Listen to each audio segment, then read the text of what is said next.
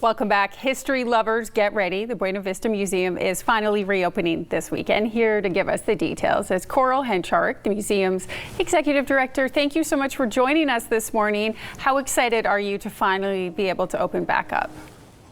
We are very excited. We can hardly wait to see the visitors and our old friends that have we've been missing for all these months. You know, it's been almost 14 months, and so it's we're ready. You know, obviously you were shut down because of the pandemic, and then there was a fire nearby. What has this process been like to actually get to this point? It's been quite an adventure. Yes, the pandemic was the main reason we closed. And then we were able to open just a few days in November.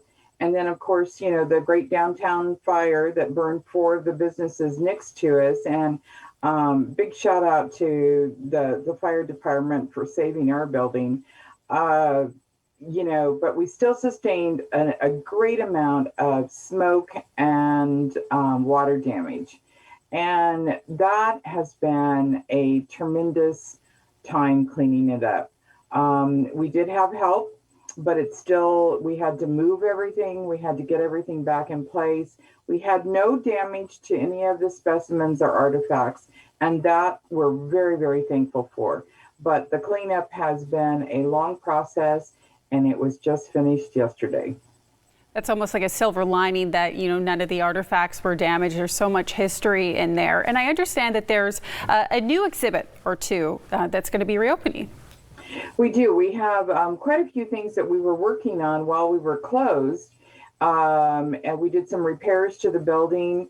We also revamped the entire African Asian animal area. And then it got a new revisit after the fire department came through, because they had to come through that door also, where the animals are that we don't normally use. And so we put that back together now. And then we also have a new dinosaur bone, Titanosaurus Rex femur bone. And it's big, it's awesome, and it's now ready to be displayed.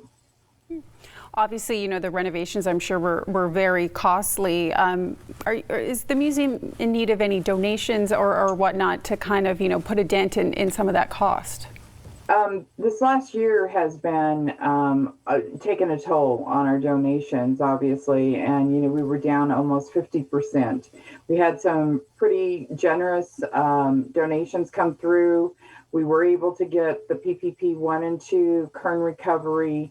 So we were able to survive with those funds for payroll and to keep our employees going and everything.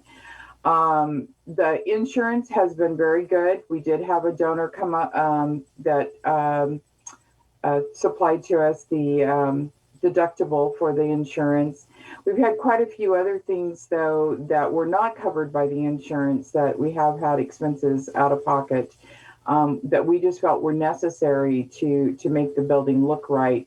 When you're repairing one area of the building, then obviously another area of the building starts to look even shabbier because you've just revamped one. So we have been doing a lot of painting and a lot of little repairs, and I think that everybody's going to really notice a big difference when they see the museum. But donations are always welcome, no matter how small, how large. We are always in need of donations.